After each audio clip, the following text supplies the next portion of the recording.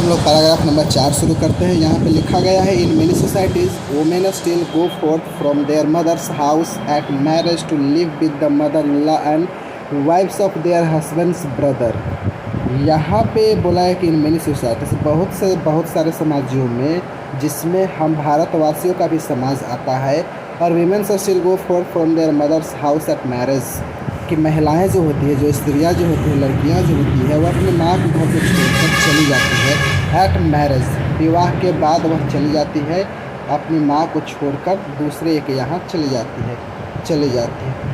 To live with mother in law, अपने सासू माँ के साथ रहने के लिए, and the wives of their husband brothers, और अपने हस्बैंड के भाइयों के पत्नियों के साथ रहने के लिए लड़की अपनी माता को छोड़कर चली जाती है, अपने माँ के शादी के बाद चली जाती है। कहने का मतलब है कि जर्मन ग्रीक कहती है कि इन मेनी सोसाइटीज़, बहुत सारे समाजों में महिलाएं जो होती है ना, विवाह के बाद अपनी माँ को छोड़कर अपने पति के माँ के साथ, अपने भाइयों के पत्नियों के साथ रहने के लिए चली जाती है। आगे देखते हैं, इट्स अ ट्रूइज्म ऑफ एंथ्रोपोलॉजी का मतलब होता है मानव विज्ञान। ट्रूइज्म ऑफ एंथ्रोपोलॉजी, यह मानव विज्ञान का यह हिस्सा यह सिद्धांत है।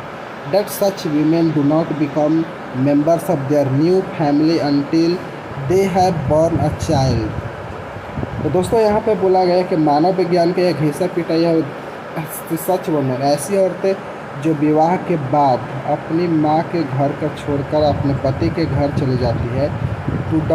टू बिकम अ फैमिली, अपने नए परिवार के, don't become of their new family until they have born a child. जब तक वह लड़की माँ नहीं बन जाती है, तब तक वह शिशु को जन्म नहीं देती है, तब तक वह अपने पति के परिवार का सदस्य नहीं बनती। ये यहाँ पे बोला गया है, मानव विज्ञान का एक हिस्सा पिता सत्य है। If we consider that in such a society, आगे जर्मन ग्रीड बोलती है कि इफ़ वी कंसिडर, यदि हम यह सोचते हैं, यह विचार करते हैं कि दैट इन सच सोसाइटीज़, कि ऐसे समाजों में, the marriage was quite likely to have been arranged, ऐसे समाजों में जहाँ पे लड़की शादी करने के बाद माँ के घर के छोड़कर पति के घर रहने चली जाती है, तो और जब तक वह शिशु का जन्म न हो जाए, तब तक वह माँ नहीं बन जाए, तब तक वह अपने परिवार में पति के परिवार का सदस्य नहीं बन पाती है। जर्मन ग्रीड बोलती है, ऐसे समाजों में ऐसा होता है, the marriage was quite likely to have been arranged, ऐसे समाजों में जो शादी जो होती है ना, जो विवाह जो होती है ना, अरेंज होती है, वह माता पिता के द्वारा तय की जाती है, ना कि लड़के और लड़के अपने पसंद से करते हैं। It is understandable, Germaine Greer करती इट इज़ अगर हम यह सोचते हैं कि ऐसे समाजों में शादियाँ जो होती है वह अरेंज होती है, माता पिता के द्वारा तय की जाती है, तब इट इज़ अंडरस्टैंडेबल, यह स्वाभाविक है। अंडरस्टैंडेबल का मतलब स्वाभाविक है, तब यह स्वाभाविक है दैट द ब्राइड का मतलब है दुल्हन, to longs for the child, तो यह स्वाभाविक है। लॉन्ग्स का मतलब है कि चाहती है, ललाहित रहते फॉर द चाइल्ड, तब ऐसे समाजों में स्वाभाविक है कि वह जो नवविवाहिता भी बच्चे के लिए, शिशु के लिए, वह भी ललाहित रहती है, वह भी चाहती है कि जल्दी से जल्दी माँ बन जाऊँ, अपने नए परिवार का सदस्य बन जाऊँ। For the child stand same in intimate relationship to her as she with her own mother, और वह जो नवविवाहिता भी वह क्या करती है, वह बच्चे के लिए तरसती, वह भी व्याकुल रहती है, वह भी चाहती है कि वह न बन जाए, क्या बन जाए, who will stand in the same intimate relationship. Intimate relationship का मतलब होता है घनिष्ठ संबंध। To her she with her own mother, वह जैसे वह नवविवाहिता महिला अपने घनिष्ठता के साथ खड़ी हो पाती है, तो दोनों नवविवाहिता भी चाहती है कि मुझे भी कोई संतान हो जाए। जिस प्रकार से मैं अपने माँ के सामने मैं घनिष्ठता के साथ खड़ी हो जाती हूँ, तो मेरा भी संतान घनिष्ठता के साथ खड़ा रहे। इसीलिए वह लड़की भी चाहती है कि मैं जल्दी से माँ बन जाऊँ। द वेस्टर्न इंटरप्रिटेशन, जो इंटरप्रिटेशन का मतलब होता है व्याख्या। द वेस्टर्न, द पश्चिमी यूरोप के लोग इन कैसे लेते हैं, कैसे वर्णन करते हैं, माँ के घर को छोड़कर पति के घर कैसे चले जाना है, जब तक संतान हो तब तक वह सदस्य नहीं बनना। यह सोच रखना किस प्रकार के मैं अपने माँ के बगल में घनिष्ठता के साथ खड़ी होते वैसे मेरा भी संतान मेरे मेरे बगल में खड़ा हो घनिष्ठता के साथ। इस प्रकार के सोच व्याख्या करता पश्चिमी के लोग करते हैं, देखते हैं। द वेस्टर्न इंटरप्रिटेशन पश्चिमी व्याख्या ऑफ सच मोड्स, रिवाज या परंपरा। पश्चिम के लोग इस रस्म रिवाज का परंपरा का व्याख्या करते हैं, परंपरा का व्याख्या करते हैं और क्या कहते हैं सुनिएगा, डैट दे आर बैकवर्ड। पारंपरिक समस्या के लोग जो बैकवर्ड होते हैं, पिछड़ी सोच के, क्रूएल, वे निर्दयी है, एकदम क्रूएल है एंड रॉन्ग और गलत है। पश्चिमी के लोग का मानना है कि ये जो शादी के बाद माते के घर को छोड़कर वह अपने पति के घर जाना, जब तक माँ नहीं बन जाते तब तक उसको उस परिवार का सदस्य नहीं बनना इत्यादि इत्यादि प्रकार की जो सोच है यह बिल्कुल हुई है। और पारंपरिक समाज के लोग क्रूएल है, निर्दयी यानी कि असबज है और यह गलत है। It is assume that the sexual relationship, assume पश्चिमी लोगों को माना जाना है कि assume that the sexual relations यानी कि जो शारीरिक संबंध जुड़ती है ना, जो दैहिक संबंध होते हैं बिटवीन द स्पाउसेस का मतलब होता है पति पत्नी। पश्चिमी के लोगों का यह मानना है कि पारंपरिक समाज में the sexual relationship between the spouses, जो पति पत्नियों के बीच शारीरिक संबंध होता है स्थापित होता है, जो दैहिक संबंध होता है आर परफेक्टरी। और परफेक्टरी का मतलब होता है बिना मज़ा बिना आनंद का काम किया गया यह काम है। एंड यह शादी हो जाने का कारण हो जाता है ना कि लड़का और लड़की इच्छा के अनुसार होता है। कहने का अर्थ है कि पश्चिमी के लोगों का यह मानना है कि जब पारंपरिक समाजों में पति और पत्नियों के बीच जो दैहिक यानी कि सेक्सुअल रिलेशनशिप होता है, जो शारीरिक संबंध होता है वह एक परफेक्ट है, बिना मज़ा बिना आनंद के किया गया यह कार्य है, उसको ड्यूटी के रूप में करते हैं ना कि इंजॉयमेंट के रूप में करते हैं। And exploitative and that are mothers in law unjust and vindictive and that all the mothers-in-law are unjust of the vindictive। और पश्चिम लोग का यह भी मानना है कि और मदर्स-इन-लॉ जितने भी सासू माताएँ होती है ना, पति की जो माएँ होती है ना, वह अनजस्ट है, बहुत अन्यायी होती है और विंडिक्टिव बहुओं का उत्पीड़न करती है। विंडिक्टिव का मतलब अपने बहुओं का उत्पीड़न करती है, वह बहुओं को अपनी बेटी की तरह नहीं करती है। आगे समझिए, पश्चिमी के लोग जो है पारंपरिक समाज जो है ना, उसके रस्म रिवाज जो है वह वे लोग क्रूएल मानते हैं, उसको गलत मानते हैं, निर्दयी मानते हैं और गलत भी मानते हैं। उनका ये मानना है कि जो it is assume that the sexual relationship between the spouses, और जो पारंपरिक समाजों में जो पति पत्नियों के बीच का जो शारीरिक संबंध है, जो रिश्ते होते हैं, वे क्या होते हैं आनंद के लिए नहीं किया जाता है, बल्कि एक ड्यूटी के रूप में किया जाता है। और पतियों की जो माता होती है ना, वो अनजस्ट वे एक लड़ाकू होते हैं, विंडिक्ट बहुओं का उत्पीड़न करती है, शोषण करती है। पश्चिमी के लोग ये मानते हैं पारंपरिक समाजों के बारे में। One of the greatest, German के क्या बोलते हैं, one of the greatest difficulties in the way of feminist.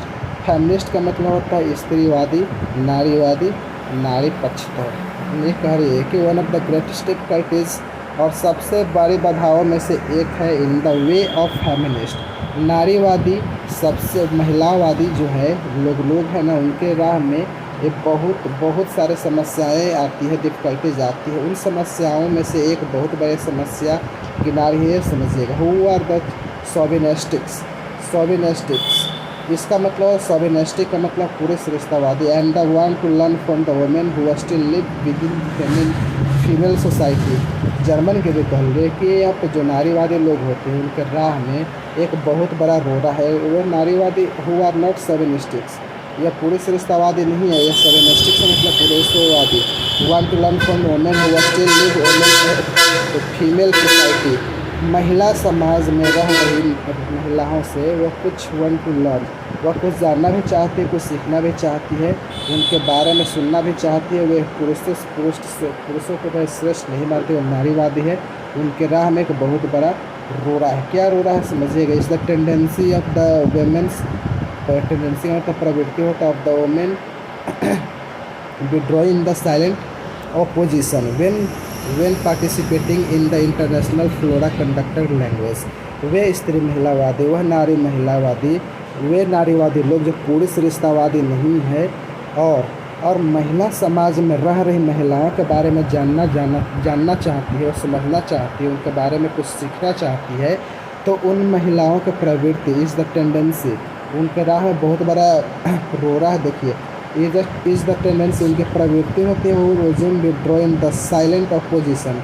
वे लोग जब विरोध करने की बात आती है तो वे लोग साइलेंट हो जाती है, बोल करके नहीं, वो चुपचाप एकदम साइलेंट हो जाते हैं, मुँह चुप्पी साध लेती है। When participating in international flora, जब इंटरनेशनल फ्लोरा विदेशी मंचों पर, जब विदेशी संगठनों में वेन पार्टिसिपेटिंग वे हिस्सा ले रही होती है, तो conducting in languages which they can not speak with fluency. कहने का मतलब है यहाँ पे कि जो नारीवादी, जो स्त्रीवादी, वो रिश्तावादी नहीं है और महिला समाज में रह रही महिलाओं के बारे में जानना चाहती है, सीखना चाहती है, उनके राह में बहुत बड़ा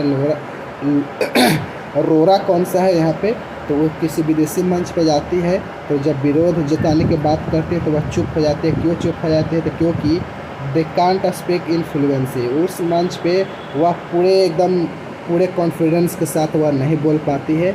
वह भाषा इन महिलाओं को, वह जो भाषा में मंच पे बुलाया तो वह भाषा समझ में नहीं आती है। इंटरनेशनल फ्लोरा कंडक्टिंग या अंतर्राष्ट्रीय सम्मेलन में, अंतर्राष्ट्रीय मंचों पर जब नारीवादी स्त्री जातिवादी जाती है ना, conducting in the languages which they का फ्लुएंसी, और उस भाषा में ये धारा प्रवाह में वो इंग्लिश बुलाया जाता है, या तो यहाँ पे ये लोग समझ नहीं पाते हैं या बोलने के बजाय वहाँ पे चुप होकर अपने विरोधों को दर्शाती है। वे चुप रह कर विरोध दर्शाने बहुत बड़ा रोरा है, पत्थर है। German Gilbert which women officials का मतलब अधिकारी, women officials of the Sudanese government, सुडानी सरकार की जो महिला अधिकारी थी ना, टोल्ड मी, मुझको बताया, that they had given up का मतलब छोड़ देना, त्याग देना, that given up going to international conferences, Sudan के अधिकारियों ने, महिला अधिकारियों ने मुझे बताया कि डैट गिवन अप, उन लोगों ने त्याग दिया है, उन लोगों ने छोड़ दिया है, बंद कर दिया है कि गोइंग टू इंटरनेशनल कॉन्फ्रेंसेस, अंतर्राष्ट्रीय सम्मेलन में जाना उन लोगों ने बंद कर दिया है। क्यों बंद कर दिया जानिए। Even though the trips were tremendous trip, यद्यपि वह जो ट्रिप जो है ना, वह जो विदेशी दौरे हैं ना, उस दौरान उन खूब खातिरदारी की जाती है। ट्रेमेंडस ट्रिप, ट्रेमेंडस का मतलब होता है बहुत अच्छा, ट्रिप का मतलब होता है खातिरदारी करना, किसी का आतिथ्य करना। ये वो कह रहे हैं कि तो हम लोगों ने विदेशी सम्मेलनों में जाना छोड़ दिया है, यद्यपि हम लोग खूब सेवा सत्कार होते फिर भी हम लोगों ने छोड़ दिया। क्यों? Because they were tired to being told about their own lives instead of being consulted. इसका अर्थ ये क्या होता है समझिएगा, वे लोग उन लोगों ने इसलिए जाना छोड़ दिया, इसलिए बंद कर दिया क्योंकि बिकॉज दे वे are tired of the being told, वे थक गई थी या being told about their own lifes, अपने ज़िंदगी के बारे में सुन कर या थक गए थे। ऑफ द बीइंग इंसल्टेड, उन स्थितियों में उन महिला अधिकारियों से परामर्श लेने के बजाय, उनसे सुनने के बजाय, उन महिला अधिकारियों के बारे में, उन्हीं के जीवन के बारे में इतनी जानकारी दी जाती थी कि अपने बारे में सुन कर ही वे महिला अधिकारी थक गई थी। उनसे न परामर्श दिया जाता था, न उनके कुछ कहने का मौका मिलता पाता था, उनके ही बारे में बताया जाता था। ये सुनकर वे अधिकारी थक चुकी थी, इसीलिए अंतर्राष्ट्रीय सम्मेलन पर जाना बंद कर दिया था। 5 का मतलब यहाँ पे देखिए, दस का मतलब इस in the west would regard it, वे लोग पश्चिम के दोस्त यानी कि यूरोप के लोग जो वास करते हैं ना, वुड रिगार्ड आउटरेगस, आउटरेगियस का मतलब होता है अपमानजनक। हम पश्चिम के लोग, यूरोप के लोग रिगार्ड इट आउटरेगियस, हम लोग इसको घृणित मानते हैं, हम लोग इसको अपमानजनक मानते हैं, इसको हम लोग बुरा मानते हैं। That woman could lose her own name and become known as the mother of the firstborn. ये दोस्तों यहाँ पे बोलती हैं कि जो हम पश्चिम के लोग, हम यूरोप के लोग इस चीज़ को घृणाजनक मानते हैं, इस चीज़ को हम लोग अपमानजनक मानते हैं। डेट वोमेन, एक स्त्री कुड लूज़र हर, एक स्त्री एक हारी हुई अपने नाम को खो देती है। एक हारी हुई महिला कुड लूज़र यानी कि अपने स्वयं के नाम को खो देती है, अपने स्वयं के नाम को हार जाती है। एंड बिकम नोन, और जानी जाती है as the mother of the her first born. जब वह एक महिला अपने माँ को घर छोड़कर अपने पति के घर जाती है तो उसका प्रथम संतान के नाम से जानी जाती है। ऑफर फर्स्ट बॉर्न यानी कि अपने प्रथम संतान के नाम से जानी जाती है, और उसका जो स्वयं का जो नाम है तो वहीं पर मिट जाती है, वह अपने जो नाम है वह हार जाती है और नए नाम से वह जाना जाता है। और जो हम वेस्टर्न के लोग इसको घृणित मानते हैं, बहुत बुरा मानते हैं, वह हम पारंपरिक समाज के आप भी है, हम भी है। तो पारंपरिक समाज में नवविवाहिता आती है ना, तो और जब वह बच्चे को जन्म देती है तो वह मान लीजिए कि उसके बच्चे का नाम लड्डू रखा गया, तो उसको लड्डू या संतोष कुछ भी रखा गया तो उसको लड्डू बच्चे उसको हम लोग क्या रखते हैं, मीना या टीना कुछ भी रखते हैं, तो मीना के नाम से ही जाने थे, ना कि उस औरत को उसके नाम से पुकारते हैं। जर्मन ग्रीर कहती है कि हम पश्चिम के लोग इस चीज़ को अच्छा नहीं मानते हैं कि शादी के बाद औरत की खुद का नाम मिट जाए और वह अपने प्रथम संतान के नाम से जाना जाए। पर हम लोग इस चीज़ को अच्छा नहीं मानते हैं। और वंस ऑफ द ऑल्दो यहाँ पे of course most of the not protest against, यद्यपि मोस्ट ऑफ दो हम लोगों में से अधिकांश लोग डोंट प्रोटेस्ट, इसका हम लोग विरोध नहीं करते। Against the sinking of the women's lineage, sinkage का मतलब है डूबना, धंसना, और वेमेंस लिनिएज का मतलब होता है कि महिलाओं का वंशावली अंदर her husband name at marriage. देखिए दोस्तों, यहाँ पे जर्मन की कहती है कि हम पश्चिम के लोग रिगार्ड आउटरेजियस, हम लोग इस चीज़ को अपमानजनक मानते हैं दैट बी वोमेन, एक औरत अपने नाम को खो दे अपने नवजात शिशु के, यानी कि जो इनके प्रथम शिशु के नाम से जाने जाए, हम लोग इसको अच्छा नहीं मानते हैं। लेकिन मोस्ट ऑफ अस यानी कि हम में से अधिकांश लोग, पश्चिम का अधिकांश लोग डोंट प्रोटेस्ट, हम लोग इसका विरोध नहीं करते। Against the sinking of the women's lineage, जब औरत अपने वंशावली को खो देती है, जब औरत अपने सरनेम को खो देती है, उपनाम को खो देती है, अंडर हर हस्बैंड्स नेम, अपने पति के नाम के एट मैरिज, शादी के बाद जब वह औरत अपने वंशावली को खो देती है, जब सरनेम को खो देती है तो अपने पति के सरनेम से जानी जाती है, तब हम पश्चिम के लोग इसका विरोध नहीं करते हैं। जब बुश साहब के पत्नी को मिसेज बुश कहा जाता है, क्लिंटन साहब को मिसेज क्लिंटन कहा जाता है, और जैसे ही पश्चिम के लोग हम लोग क्या करते हैं, इसका विरोध नहीं करते हैं। लेकिन जब एक औरत अपने लड़के के नाम से जानी जाती है, जैसा कि पारंपरिक समाजों में होता है, तब हम लोग इसका विरोध करते हैं, हम लोग इसका बुरा मानते हैं। जब पति के नाम से जाने जाते हैं, तब शादी के बाद हम लोग अधिकांश लोग इसका विरोध नहीं कर पाते हैं। जर्मन ग्रीर कहती है इन मेनी ट्रेडिशनल सोसाइटी, इन बहुत सारे पारंपरिक समाजों में the relationship between the mother and child is more important than the relationship between the husband and the wife. अधिकांश दोस्तों, यहाँ पर अधिकांश बहुत पारंपरिक समाजों में, हिंदुस्तान, पाकिस्तान, बांग्लादेश, श्रीलंका, एशिया के अधिकांश देशों पारंपरिक देश होते हैं। तो ये कह रही है कि मेरी ट्रेडिशनल सोसाइटीज़ यानी कि बहुत सारे पारंपरिक समाजों में the relationship between mother and child, और माँ और बच्चे का जो संबंध होता है ना, इज़ मोर इम्पोर्टेंट, ज़्यादा महत्वपूर्ण होता है than the relationship between husband and the wife, और पति और पत्नी के बीच का जो रिश्ता होता है उससे कहीं ज़्यादा मदर्स एंड चाइल्ड और माँ और बच्चे का होता है। कहाँ पे? तो पारंपरिक समाजों में। जबकि यूरोपीय समाजों में, पश्चिमी समाजों में पति और पत्नी के बीच का संबंध सब ज़्यादा महत्वपूर्ण होता है, माँ और बच्चे के से ज़्यादा। लेकिन अपने हिंदुस्तान में माँ और बच्चे का जो संबंध होता है ना, पति पत्नी के रिश्ता से ज़्यादा महत्वपूर्ण होता है। इन कुछ अन्य समाजों में some in needed child relationship between the rest of his family, बच्चे का संबंध with the rest of his family, परिवार के अन्य लोगों के साथ भी एज इम्पोर्टेंट, उतना ही महत्वपूर्ण इम्पोर्टेंट होता है, और even more important than either.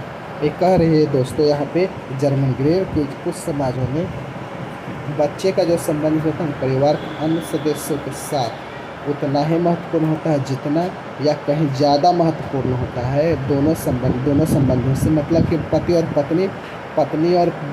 पत्नी का बीच का संबंध और माँ और बच्चे का संबंध, इन संबंधों से कहीं उतना ही महत्वपूर्ण होता है और उससे भी ज़्यादा महत्वपूर्ण का बच्चे का संबंध होता है परिवार के अन्य लोगों के साथ भी पारंपरिक समाजों में होता है।